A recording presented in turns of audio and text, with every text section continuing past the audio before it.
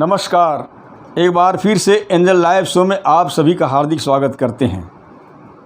आइए इस समय जानेंगे कि उद्धार मनुष्यों के लिए क्या है।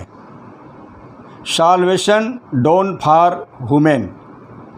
और पवित्र बाइबल के अनुसार उद्धार परमेश्वर के राज्य का प्रवेश पत्र है।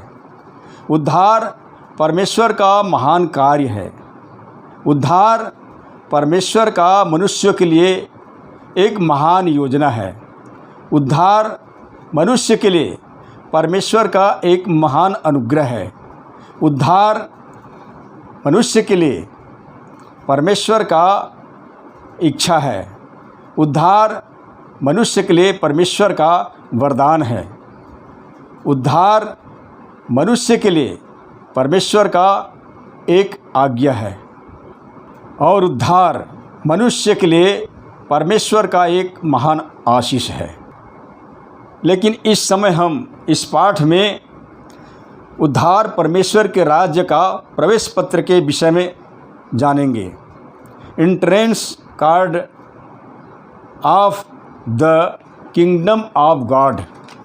आपने कभी देखा होगा कि कोई मैत्री बाग में प्रवेश पाने के लिए एक कूपन की ज़रूरत पड़ता है और बिना कूपन के वहाँ प्रवेश करना निषिद्ध रहता है। ठीक उसी प्रकार स्वर्ग के राज्य में यानी कि परमेश्वर के राज्य में प्रवेश पाने के लिए एक प्रवेश पत्र की आवश्यकता पड़ती है और वो प्रवेश पत्र है उद्धार। और उद्धार आज हर किसी के लिए ज़रूरी है। उद्धार हर किसी के लिए महत्वपूर्ण है। तो प्रियो, हम देखेंगे कि उद्धार पाने के लिए सबसे पहले मनुष्यों को क्या करनी चाहिए। और पवित्र बाइबल के अनुसार उद्धार पाने के लिए मनुष्यों को सबसे पहले नए सिरे से जन्म लेने की आवश्यकता होती है। और आज हम देखेंगे नए सिरे से जन्म लेने की अभिप्राय को प्रभु यीशु मसीह ने कितनी ही मार्मिक ढंग से उस भेद को बताया है। और हम देखेंगे कि इस विषय में पवित्र बाइबल क्या कहती है। और जानने के लिए हम देखेंगे यूहन्ना रचित सुसमाचार 3 अध्याय वचन 1 से लेकर 10 तक। जैसे लिखा है, फरीसियों में निकोदेमुस नामक एक मनुष्य था जो यहूदियों का सरदार था। उसने रात को यीशु के पास आकर उससे कहा, हे रब्बी, हम जानते हैं कि तू परमेश्वर की ओर से गुरु होकर आया है, क्योंकि कोई इन चिन्हों को जो तू दिखाता है यदि परमेश्वर उसके साथ न हो तो नहीं दिखा सकता। यीशु ने उसको उत्तर दिया, मैं तुमसे सच सच कहता हूँ, यदि कोई नए सिरे से न जन्मे तो परमेश्वर का राज्य देख नहीं सकता। निकोदेमुस ने उससे कहा, मनुष्य जब बूढ़ा हो गया तो कैसे जन्म ले सकता है? क्या वह अपनी माता के गर्भ में दूसरी बार प्रवेश करके जन्म ले सकता है? यीशु ने उत्तर दिया, मैं तुमसे सच सच कहता हूँ, जब तक कोई मनुष्य जल और आत्मा से न जन्मे तो वह परमेश्वर के राज्य में प्रवेश नहीं कर सकता। क्योंकि जो शरीर से जन्मा है वह शरीर है और जो आत्मा से जन्मा है वह आत्मा है। अचंभा न कर कि मैंने तुझसे क्या कहा। तुझे नए सिरे से जन्म लेने की आवश्यक है। हवा जिधर चाहती है उधर चलती है और तू उसका शब्द सुनता है, परंतु नहीं जानता कि वह कहाँ से आती और किधर को जाती है। जो कोई आत्मा से जन्मा है वह ऐसा ही है। निकोदेमुस ने उसको उत्तर दिया, ये बातें कैसे हो सकती है? यह सुनकर यीशु ने कहा, तू इस्राएलियों का गुरु होकर भी क्या इन बातों को नहीं समझता?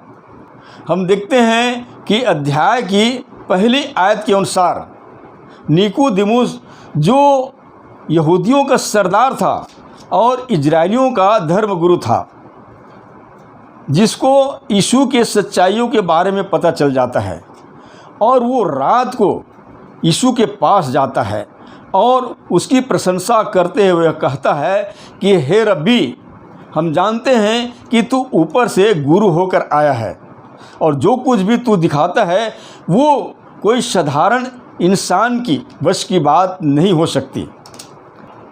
तब यीशु मसीह ने देखा कि इसको उद्धार की आवश्यकता है और हम देखते हैं यीशु मसीह जो है उद्धार की एक महान मार्मिक भेद को उसके सामने प्रकट करते हुए कहता है, वचन 3 के अनुसार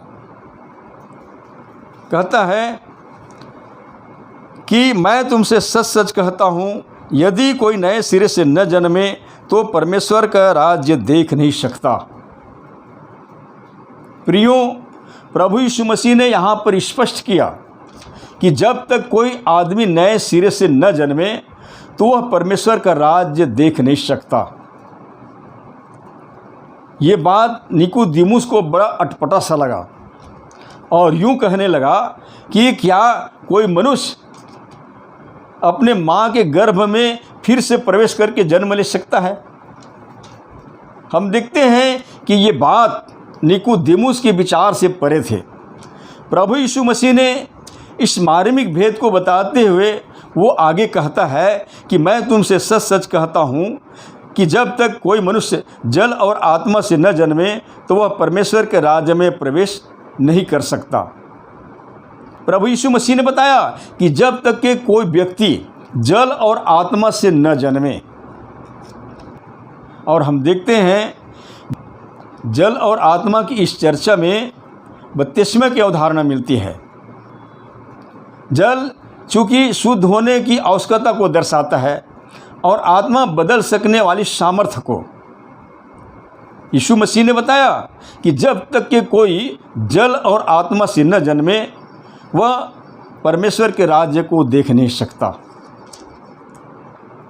प्रियो, हम धार्मिक रूप से कितनों ही ज्ञानी क्यों न हो जाए, कितनों को सिखाने वाले क्यों न हो जाए, परंतु सचमुच में जब तक कि हम नए सिरे से हमारा जन्म नहीं हो जाता है या जल और आत्मा से हमारा जन्म नहीं होता है, तब तक कि हम परमेश्वर के राज्य को कदापि नहीं देख सकते। प्रियो, जिस तरह से शारीरिक जन्म एक व्यक्ति को मानव परिवार का सदस्य बनाता है, ठीक उसी प्रकार आत्मिक जन्म परमेश्वर के घराने का सदस्य बनाता है।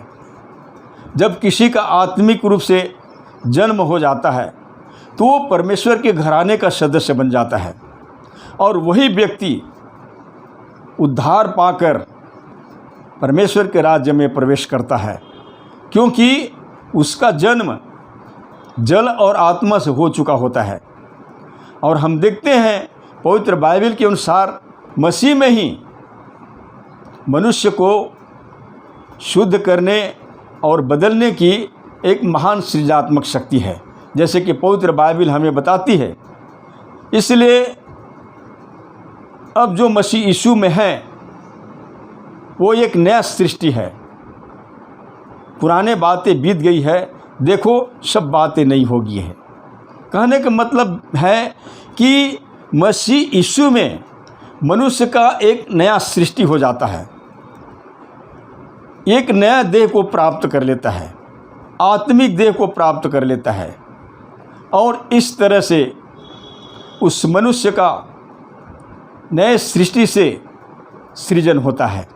मतलब कि मसीह यीशु के साथ गाड़े जाने और मसीह यीशु के साथ जिलाए जाने के द्वारा उस व्यक्ति का जल और आत्मा से जन्म हो जाता है। तो हर किसी के लिए परमेश्वर के राज्य में प्रवेश पाने के लिए सबसे पहले उसको उद्धार की आवश्यकता है और उद्धार पाने के लिए जल और आत्मा से यानी कि नए सिरे से जन्म लेने की ज़रूरत है और जल और आत्मा ही नए सिरे से जन्म लेने की अर्थ को दर्शाता है। तो आज हर एक मनुष्य के पास अवसर है कि अपने जीवन के रहते ही वो क्या करे, मसीह के सुसमाचार पर विश्वास करे और अपने पापों से मन फिराए और प्रभु यीशु को परमेश्वर का पुत्र स्वीकार करे और अपनी पापों के क्षमा के लिए प्रभु यीशु मसीह के नाम की बपतिस्मा ले, तो इस तरीके से उस व्यक्ति का नए सिरे से जन्म हो जाता है। और जब नए सिरे से जन्म हो जाता है तो फिर उसको परमेश्वर के राज्य यानी कि स्वर्ग राज्य में प्रवेश पाने का अधिकार प्राप्त हो जाता है। सो यही उम्मीद के साथ परमेश्वर आप सबों की सहायता करे। धन्यवाद।